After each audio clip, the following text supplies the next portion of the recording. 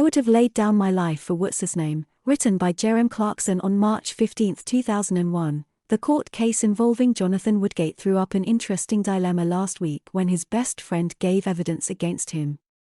So what do you do? On the one hand, society cannot function without honesty, so therefore you know it is right to offer your services to the prosecution. But then again, friendship is supposed to be an unshakable bond which cannot exist without loyalty. So it is also right that you should keep stum. Well, I thought about this long and hard in the shower this morning and I've decided I'd squeal like a baby. Because you know something? Friendship is not an unshakable bond at all. It's like a gigantic sand dune, seemingly huge and permanent, but one day you get up and it's gone. Back in the early 80s I spent pretty well every Saturday night with the same group of friends in a Kings Road basement bar called Kennedy's.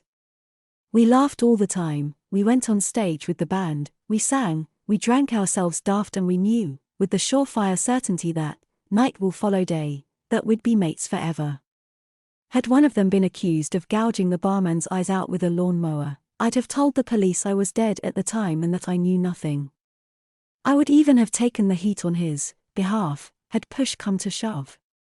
Which would have made me feel awfully foolish today because I have no idea where two of those friends are. And, for the life of me, I cannot even remember what the third one was called. How did this happen? Presumably, when I said goodbye for the last time ever, I really did believe I'd be seeing them all again the following weekend. It wasn't like we'd had a row, or that they'd all grown beards or moved to Kathmandu. We just went home and never saw one another again. And this happens all the time. I went through my address book earlier and there are countless hundreds of people, friends, muckers, soulmates, and former colleagues who I never ever see. Here's the problem. What I like doing most of all in the evenings, these days, is sitting in a gormless stupor in front of the television, eating chocolate. Going out means getting up, getting changed, finding a babysitter, arguing about who'll drive and missing Holby City. And quite frankly, that's not something I'm prepared to do more than once a week. So, the most people I can hope to see in a year is 52, which means it would take 2 years to see everyone in my Filofax. Except, of course, it would take much longer than that in reality because people who I'm not seeing on purpose endlessly invite me round for dinner until eventually I've used every excuse in the book, up to and including being attacked by a Bengal tiger, and I have to go. And then, as the day in question dawns, I mooch around the house, dreaming up the amount I'd pay to someone if they came through the door and offered me a guilt-free get-out-of-jail card.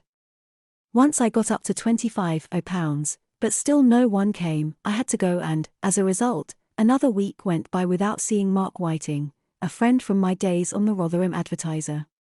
And, of course, the more time that goes by, the harder it becomes to call on people who you haven't seen in ages. I mean, if someone you haven't heard from in 10 years suddenly telephones, you know full well that it'll be for one of two reasons. He has lost his job.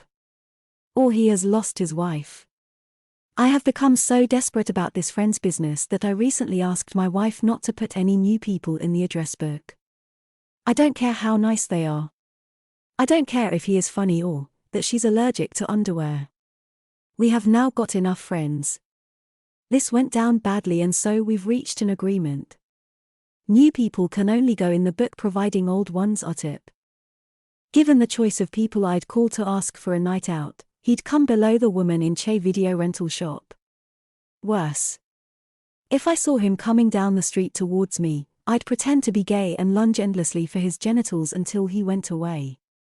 And if that didn't work, I'd run into the nearest butcher's and feed myself into the bacon slicer.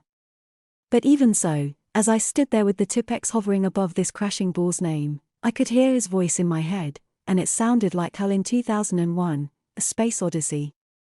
Don't do it, Dave. Remember all those nights we shared, Dave. I'll try to be more interesting next time, Dave. I couldn't do it and so now I've got a much more radical solution. Pinched from anyone who's ever tried to get out of a love affair with someone they don't really love anymore. I need him to ditch me. So what I shall do, first thing in the morning, is take a leaf out of the Leeds United book on friendship, Call the police, and shop him for that joint I saw him smoke back in 1979. Sunday the 15th of March 2001.